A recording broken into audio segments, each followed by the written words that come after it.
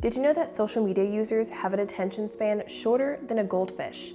Yes, on platforms like Instagram, you have less than 8 seconds to wow them, or they're gonna keep scrolling. And if brands hire you to create content that results in people scrolling, I can guarantee they won't hire you again. This is why planning and prepping is so important, because without a proper shot list, without a proper game plan, you are just feeding yourselves to the wolves to be disappointed time and time again. So in this video, I'm going to show you how to easily create a shot list in 5 easy steps, whether you're doing a photo shoot or a video shoot. Before you can even get into planning the shoot, you need to understand your client's vision. And I'm talking about going further than just having them give you a mood board. Because remember, you are the expert here, you are the photographer. The brand just kind of has an idea of the vibe that they want, but it's up to you to understand the details of that. And when I say that, I mean pay attention to the lighting, the shadows. Do they like hard shadows, soft shadows? Do they want long shadows or short shadows? And the shadows and the highlights also are gonna make it look different. It's gonna make it look fun and exciting, or intimate and romantic, or high-end and elegant. Even still, to this day, it's something that we have to actively pay attention to whenever we're working with a client. For example, not too long ago, I had a client come to me who wanted a certain style of image, and this is what I created for her. I felt like it was her products that were making it weird, and I couldn't understand why. It just didn't quite look like the example, but I gave it to her anyways. And after a lot of thinking, I realized that in order to create this style, we needed a different light, and I had to come at it with a different approach. And once I understood that on my end, our relationship with her flourished, and she is now one of our long-standing clients because of it. Another thing that you can do is actually read up on the brand. Are they featured in any articles? Do they have anything in their bio or about me section? Because that gives you an inside scoop on what the CEO is about. What do they stand for? Maybe you can find a way to incorporate more of the brand's messaging into the photos than they even thought you could. And when you can wow clients like that, you'll have them lined up and be booked out so far in advance you won't even know what to do with yourself. The second most important thing is to make sure that you're creating a story. Now, when it comes to photos and when it comes to videos, there are 2 separate things that I mean here.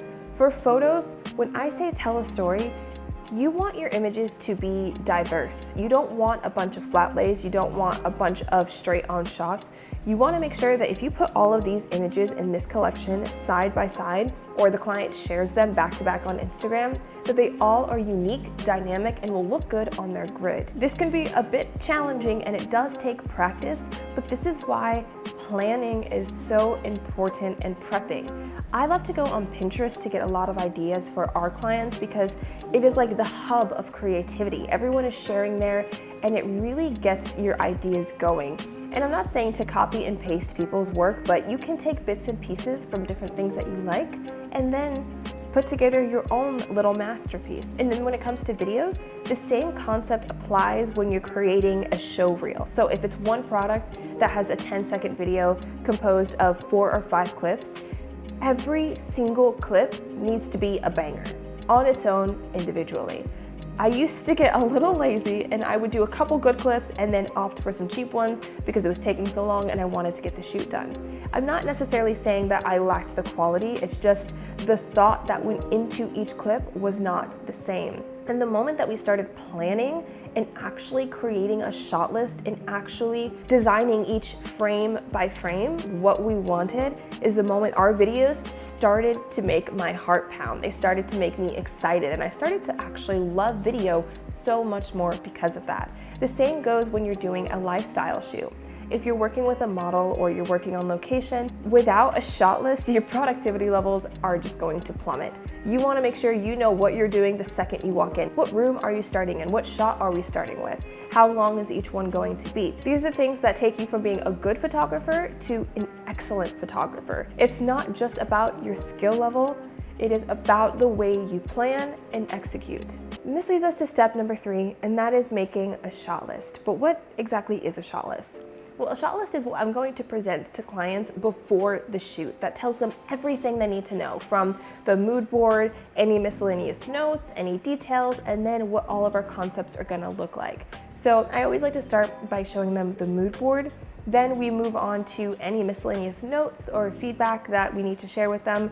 And then we go into showing them what each shot is going to look like. So we'll have one slide for shot one. We'll have a title, we'll tell them what the background's gonna be, talk about any ingredients that'll be listed, describe what the shot's gonna look like with an inspo picture. That way they get the most comprehensive view of the shoot without having to be at the location with you, whether it's in your studio or actually at a location like this. Now, if you're doing video, I do the same exact thing, except we organize it based on the videos. So if they ordered 6 videos per se, it'll say video 1, and then I'll show them what each of the slides will look like within that one video. So if we're doing a 15-second video, that's normally gonna be between like 5 to 6 different video clips that go into making that, depending on how slow or how fast we want that video to come across. With that, we show them an inspo clip that kind of shows what we're going for, as well as a description that walks them through the story that we're trying to tell. Not only does creating a shot list make you more organized and helps you create a more impactful and intentional story, it also protects you on the back end when working with clients, because you give them the opportunity to make any changes or any adjustments prior to the shoot. You show them exactly what you're going to be giving them at the end of the shoot. So if they come back and there's any issues at the end, you as a photographer are covered because you did your due diligence and gave them the opportunity to make any alterations prior to the shoot, which is inevitable in a business like this. Creative industries are subjective, so sometimes things happen, which is why it's always best to cover yourself. And if you're looking for a great shot list template to jump right into, we've got one in the link down in the description. It's the exact shot list that we use with our clients for every single shoot. I promise you, there's not a single shoot that we do these days that we don't make a shot list for. It's one of the best things that you will ever incorporate into your business. I want you guys to stop for a second and ask yourself, have you found any value in this video so far? If so, go ahead and give it a giant thumbs up and consider hitting that subscribe button. And now let's get back to the video. Now the next step is evaluating what gear you need. If you're at home in your studio, most likely you don't need to do anything fancy, but if you're going to a location, then you really need to account for everything that you need. Are you doing photos? Are you doing videos? If you're doing videos, do you have a stabilizer or a gimbal? Are you going to be doing still shots with a tripod? Do you have a sufficient light source? Do you need anything extra? Do you need any modifiers, any diffusers? These are things that you really have to think about. You can't just show up with nothing, especially at a location shoot. You can never guarantee what the sun's gonna look like, what the lighting's gonna look like, if there's gonna be big obstacles in your way. So always bring extra lighting, especially location shoots. I cannot emphasize it enough. For us here, we did photos and videos. We brought our big aperture light with the softbox, a honeycomb grid diffuser. Then we also brought our flash for photos, and we didn't use it for all of the photos that we took here, but I am so thankful that we had it because it ended up being way darker than I anticipated it to be. Now, if you don't have all the fancy gear that you think that you need, something you could do is actually treat your project like an investment. So say you're going into a project and you're making $5,000 from it. Well, you know that your clients are going to give you a 50% deposit up front. So you have $2,500 that you are going to get in cold, hard cash. Now you can either put that into your business or you can take a portion of that money and immediately invest it the day that they pay you, which is something that we have absolutely done, and it's something we do all the time. We don't believe that you need the best gear to make great quality content, but sometimes there are times where there's certain gear that you just have to invest in to give your clients the quality that they need. For example, if you're doing a video shoot in a lifestyle location, I highly recommend getting a gimbal of some sort. And if you don't have one, take that deposit money and go out and buy the piece of equipment that you need right away. And don't treat it like you're spending money. It is an investment, and if anything, it's a barter. You're doing a project in exchange for great gear, which is a win-win situation for everybody. We've done it to get our flash for our camera, to get this fancy aperture light that we use, as well as a slider for our studio, and it's something we do whenever we see the opportunity present itself. So take advantage of that strategy to start slowly building up your gear collection.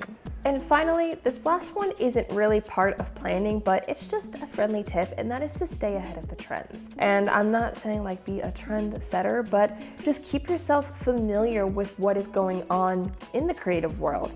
Hop on Pinterest, see what people are doing. Go on Instagram, follow people that have exceptional work. Even if you think that you can't create work like them, it is great to get ideas from them. And who knows, in a couple years, you might be looking back and seeing that your work looks just as good as theirs. So make sure you are always trying to study and take in as much information as you can, because at the end of the day, clients are just like people on social media. They're looking for the next best thing to help them move forward. And if you're creating the same style of content every single time for them, they are gonna get bored very, very fast. For us, we have a client, Brown Sugar Babe, and she keeps us on our toes. We are always making videos with all of her launches, but it's challenging, especially being in a studio space, because we don't want all of her videos to look the same. So every time we have to constantly innovate and come up with new creative ideas to show off the same product. And I'm not saying it's easy, but especially with having a shot list, it really helps me to make sure that everything is intentional and nothing is repetitive. Now, if you want to know more on how we actually land and retain clients, then you can hop in this description and click the link to our free mini course where I teach you the basics to getting clients through social media. And I'm not talking about social media marketing. I'm talking walking up, asking, and getting the job.